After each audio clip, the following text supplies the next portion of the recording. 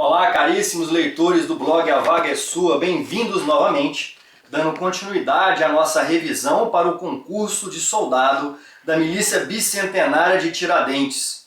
Na aula passada, na dica passada, abordamos a Lei Penal Militar no tempo.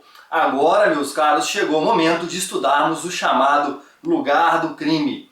Em outras palavras, precisamos saber quais são as teorias adotadas pelo Código Penal Militar para revelar o local do crime. Nosso objetivo neste tópico será determinar o critério de fixação do lugar onde se deve considerar praticado um delito, se no Brasil ou no estrangeiro, com vistas, meus amigos, à decisão de aplicação da lei brasileira ou de definição de aplicação da lei de um outro país. Então, meus caros, o lugar do crime resolve um problema de conflito internacional de leis. Resolve o que nós no direito chamamos de crimes à distância. Querem ver um exemplo? Um militar boliviano próximo à fronteira do Brasil dispara arma de fogo e acerta um militar brasileiro dentro do nosso território. Como resolver esse caso? Qual lei será aplicada? A Lei Penal Militar da Bolívia ou a Lei Penal Militar do Brasil, ou seja, o Código Penal Militar? E é exatamente sobre esses casos que incide o nosso artigo 6º do Código Penal Militar. Mas vamos ao que interessa. Qual ou quais teorias foram adotadas pelo artigo 6º do CPM? Esse questionamento, meus amigos, vem sendo cobrado nas provas de concurso de Direito Penal Militar.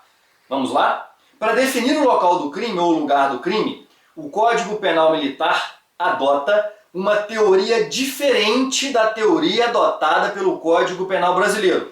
O Código Penal Militar, meus caros, adota um sistema chamado de sistema misto. Portanto, ele concilia duas teorias. O Código Penal Militar, então, registrem isso, adotou o sistema misto para definir o lugar do crime.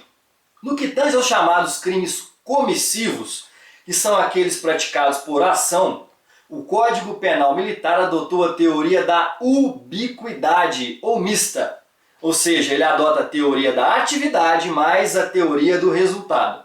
Portanto, considera-se praticado o fato no lugar em que se desenvolveu a atividade criminosa, no todo ou em parte, e ainda que sob a forma de participação, bem como onde se produziu ou deveria produzir-se o resultado.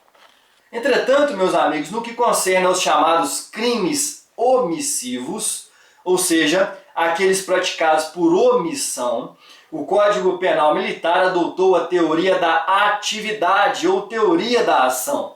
Considera-se o lugar do crime aquele em que deveria realizar-se a ação omitida.